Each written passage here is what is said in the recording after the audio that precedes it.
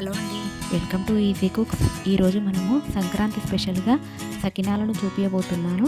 చాలా సింపుల్ ప్రాసెస్లో చూపిస్తున్నాను, చూసేయండి. ఇక్కడ మనము ముందుగానే నైటే ఒక 3 kgs వరకు బియ్యాన్ని నానబెట్టుకోవాలి. తర్వాత తెల్లవారుజామున వాటిని ఒక స్టెయినర్లో వేసుకొని కొద్దిగా వడకట్టుకోవాలి. అవి కొద్దిగా ఆరిన తర్వాత వాటిని పిండిని పట్టించుకోవాలి. పట్టించుకున్న పిండిని ఒకసారి జల్లించుకోవాలి. ఆ పిండిలోకి మనము 3 kgs వరకు బియ్యాన్ని తీసుకున్నాం కదా, అంత క్వాంటిటీకి ఒక 1/2 kg వరకు నువ్వులు తీసుకోవాలి. అలాగే ఒక 2 టేబుల్ స్పూన్ల వరకు వామును కూడా తీసుకోవాలి. అలాగే టేస్ట్కు సరిపడినంత సాల్ట్ను కూడా వేసుకొని బాగా మిక్స్ చేసుకోవాలి. పిండి మొత్తం కలిసేలాగా బాగా మిక్స్ చేసుకోవాలి.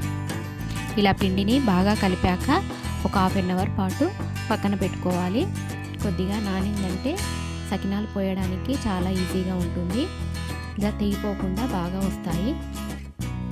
ఇప్పుడు మనము సకినాలు పోసుకుందాము. ఇలాగే వీడియో క్లిప్లో చూపిస్తున్న విధంగా కొంచెం కొంచెంగా పిండిని తీసుకొని ఇలా సకినాలన్నీ చుట్టుకోవాలి. ఇలాగే అన్నీ పోసుకున్న తర్వాత ఒక 1 అవర్ పాటు సకినాలన్నీ ఆరనివ్వాలి. ఒక 1 అవర్ తర్వాత మనము డీప్ ఫ్రైకి సరిపడా ఆయిల్ని పెట్టుకొని ఆయిల్ బాగా వేడెక్కాలి. వేడెక్కిన తర్వాత ఇలా వీడియో క్లిప్లో చూపిస్తున్న విధంగా ఒక రేకు సహాయంతో ఒకదాని మీద ఒకటి అన్నీ పెట్టుకోవాలి. ఇప్పుడు మనము 1 అవర్ పాటు మనం అలాగే పెట్టుకున్నాం కాబట్టి ఇవి బాగా ఆరిపోయాయి. ఆరిపోయాక తీస్తే బాగా క్రిస్పీగా క్రంచీగా కూడా ఉంటాయి. ఇప్పుడు మనము వీటిని ఆయిల్లోకి వేసేసుకుందాము. ఇలాగా వీడియో క్లిప్లో చూపిస్తున్న విధంగా జాగ్రత్తగా వేసుకోవాలి, లేదంటే విరిగిపోతాయి.